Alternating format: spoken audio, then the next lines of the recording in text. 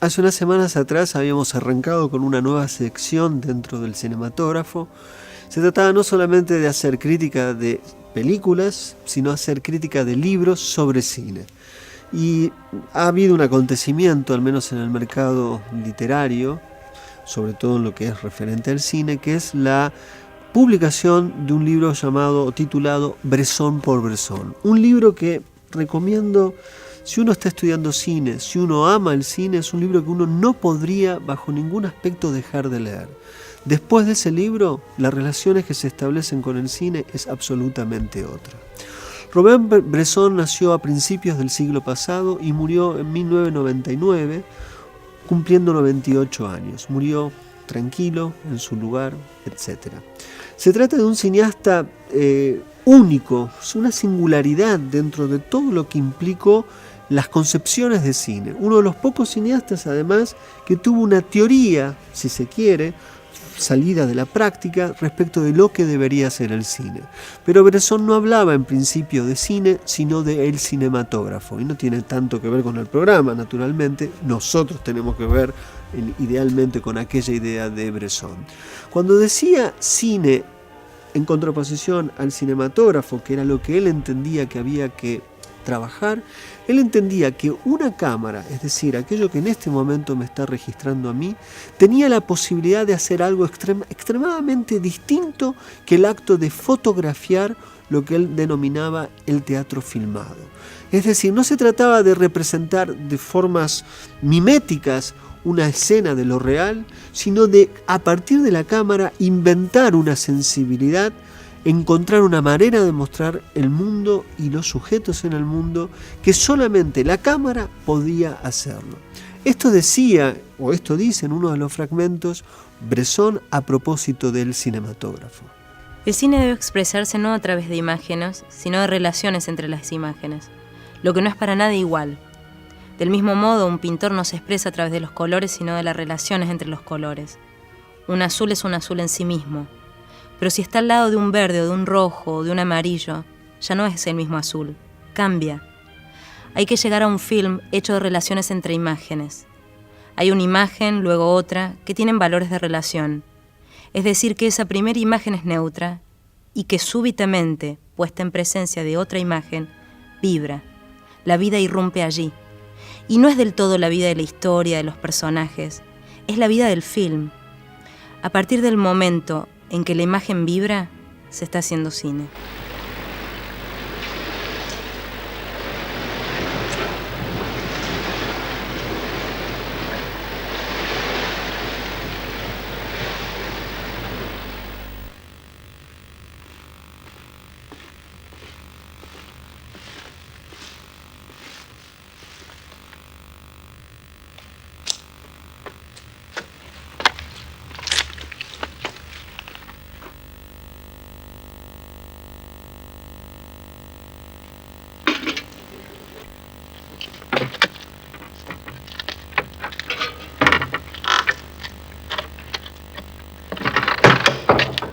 De las películas de Bresson, y en el libro, por cada entrevista, este libro está organizado a partir de las 13 películas, de los 13 títulos de las 13 películas de Bresson. Tiene solamente 3 momentos distintos o capítulos que no responden a esta guía central del libro, en su constitución, que tiene que ver con un apartado vinculado a la adaptación, otro apartado vinculado al sonido y un tercer apartado vinculado a un gran libro que Bresson escribió, que es Notas sobre el cinematógrafo.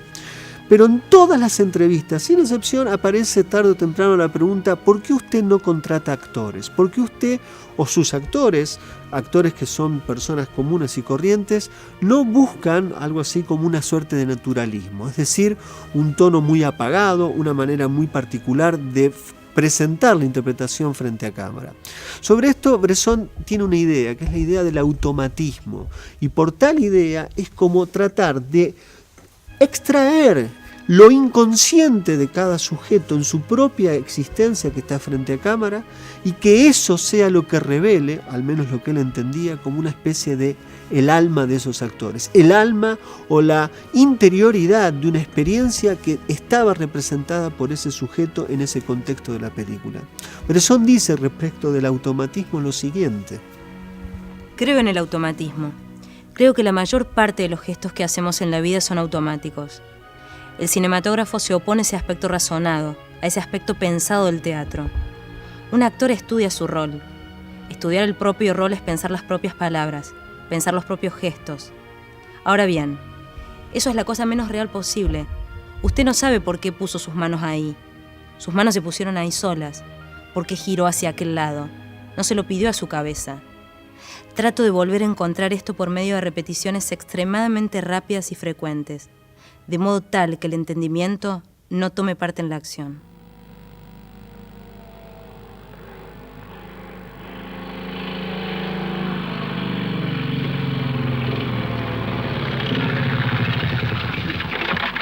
Où allez-vous, monsieur le curé? À Mézargues, prendre le train. Vous l'avez déjà vu monter là-dessus? Ça vous tente? Et montez vite.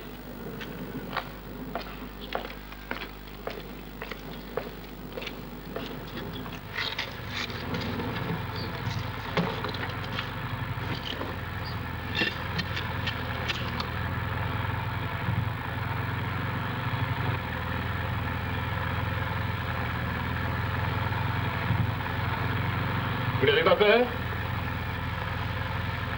Par quel miracle me suis senti à ce moment-là si jeune, oui si jeune, auprès de ce compagnon aussi jeune que moi. Les choses m'ont paru simples tout à coup. J'ai compris que la jeunesse est bénie, qu'elle est un risque à courir, mais que ce risque même est béni. Attention!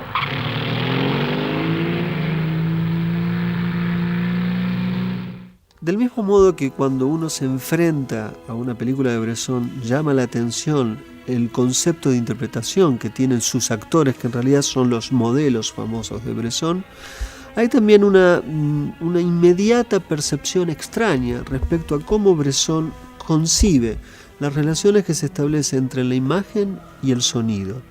La imagen y el sonido no deben funcionar, mejor dicho, en un sistema de relevos. Es decir, cuando está el sonido es autónomo, no tiene que subrayar en ese sentido lo que la imagen muestra. Por eso es un sistema de relevo, si está uno o está el otro, y en esa conjunción está el cinematógrafo funcionando. Bresson dice respecto del sonido lo siguiente. Es cierto que en este aspecto el oído es mucho más creativo que el ojo. El ojo es perezoso. El oído, por el contrario, inventa, está mucho más atento en todo caso, mientras que el ojo se conforma con recibir, salvo en los casos excepcionales en los que inventa, pero entonces lo hace en la fantasía. El oído es en un sentido mucho más profundo y evocador.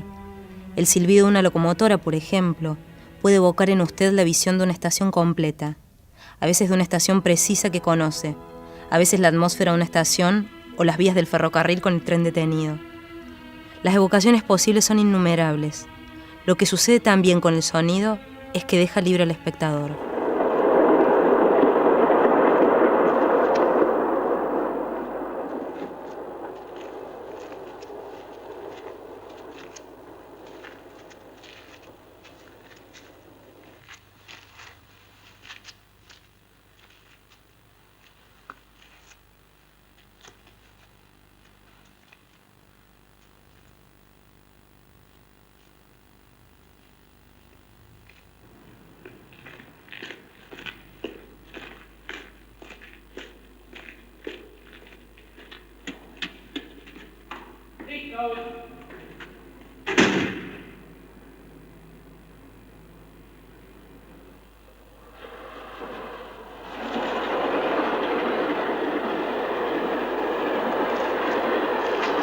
Il nous fallut plus de 20 minutes pour atteindre l'extrémité de la terrasse donnant sur la petite cour.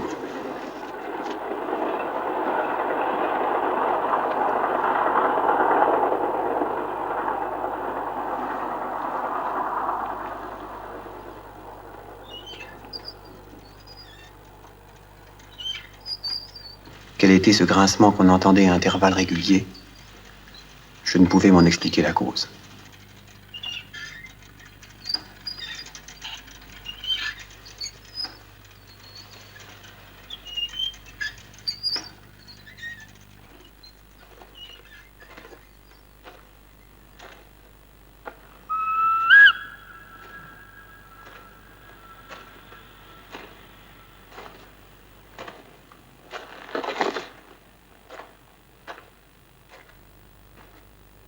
Bresson tenía una concepción muy extraña del objeto.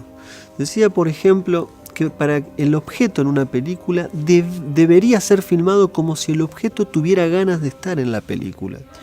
Los objetos implicaban además una relación con los elementos más palpables, es decir, con los elementos que están vinculados a la mano.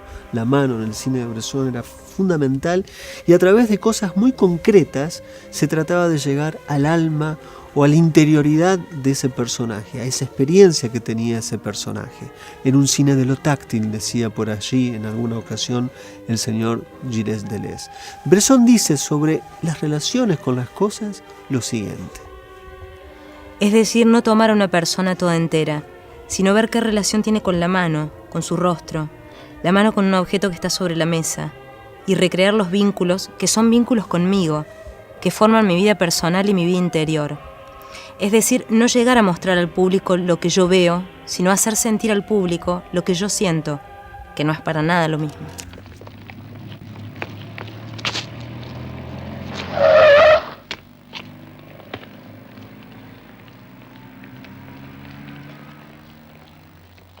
La chance me souriait.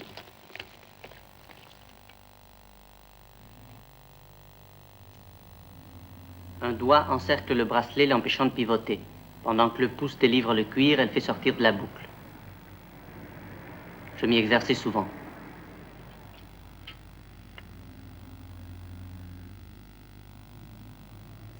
El cine de Bresson es una de las cosas más extrañas que ha dado la historia del cine. Él pensaba, o al menos entendía, que el cinematógrafo recién empezaba a existir, que recién empezaba a evolucionar. No era como creyó en algún momento los hermanos Lumière, que era un invento sin futuro. En Bresson había un gran futuro para el cinematógrafo. Muy pocos tomaron el camino de Bresson.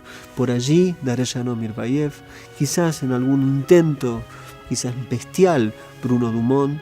No hay muchos herederos de esta sensibilidad exquisita que ha sido y será el cine de Robert Bresson.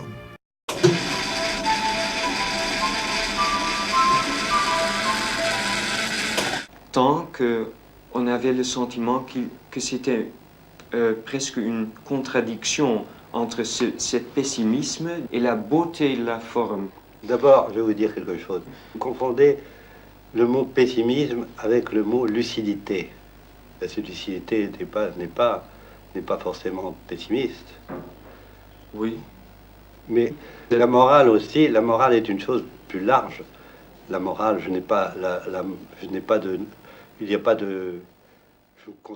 El fragmento que estamos viendo pertenece a una película que dos estudiantes cineastas holandeses hicieron en torno a la figura de Bresson. Básicamente, Bresson estaba en Cannes y querían entrevistarlo, y eso fue su película, eso fue la película. Bresson algunas cosas le llega a decir, pero lo que nos importa a nosotros es que después de tantos años sin Bresson, la pregunta siempre vuelve a ser la misma. ¿Cuál es el legado, cuál es la herencia que dejó un cineasta como el gran Robert Bresson? El cine, según Bresson, era algo absolutamente distinto a lo que acostumbramos a ver. Da la impresión de que Bresson era como una especie de línea evolutiva dentro del legado de los hermanos Lumière, es decir, de la invención del cinematógrafo, que Bresson supo entender algo que hasta ahora prácticamente ningún otro cineasta pudo llegar ni siquiera a espiar, ni siquiera a comprender.